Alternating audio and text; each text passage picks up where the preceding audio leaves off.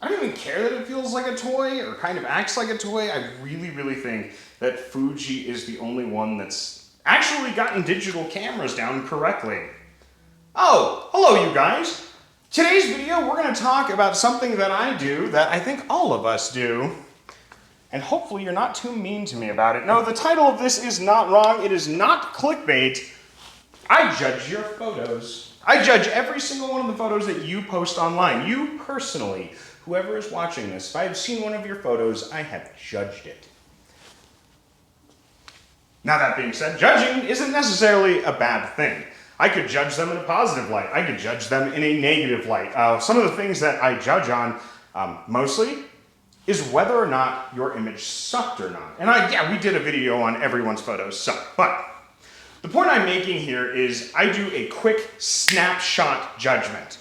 Very quick, very unbiased, I see a picture, I don't know who took it, if that photo is good or that photo is bad, and then I analyze it. And I do this to improve my own photography. Now, how do I analyze it? Well, if an image immediately pops up to me and it sucks, or it's a bad photo, I try to figure out why. Why does this photo suck? Why is this photo terrible? And why is this photo good if it happens to be a good image? Now, generally, I see more good images than bad images. But I want to know what makes it good. What made my mind react in a split second to whether or not that photo was good or bad. And 9 times out of 10, I can tell you exactly what the issue with those images are. It's composition. I don't care how grainy an image is. I don't care how noisy an image is. I don't care what your model looks like. Composition needs to be compelling. Composition needs to pull me into some kind of story, and composition is something that I have struggled with in the past. I think I've gotten a lot better. Now, I'm going to show a photo.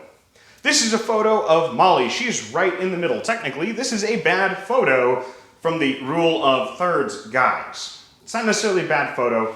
It just isn't as exciting as it could be. I was using a wide-angle lens. It was a 17 to 27 millimeter, which, by the way, amazing lens. That video will be out, hopefully, eventually. I'm so far ahead with videos, I don't even know how long it'll be. The point I'm making is, composition-wise, it's not a super compelling image. But let's say I go rule of thirds with it. Let's say I start cropping in. Now that she's all on that 1/3 side, that rule of thirds kicks in. It looks like she's moving. It's kind of got a diagonal drift to it. It's a little bit more compelling.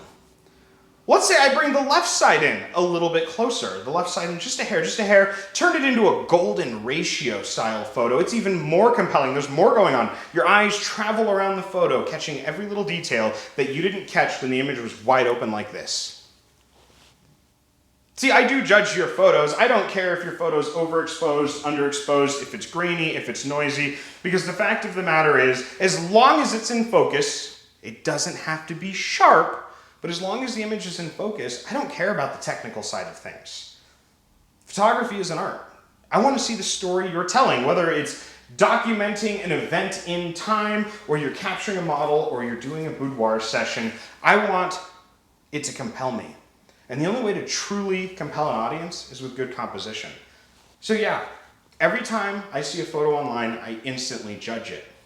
I judge whether or not it's good or bad, and then I figure out what made me think that in that split second. I'll catch you all on the flip side.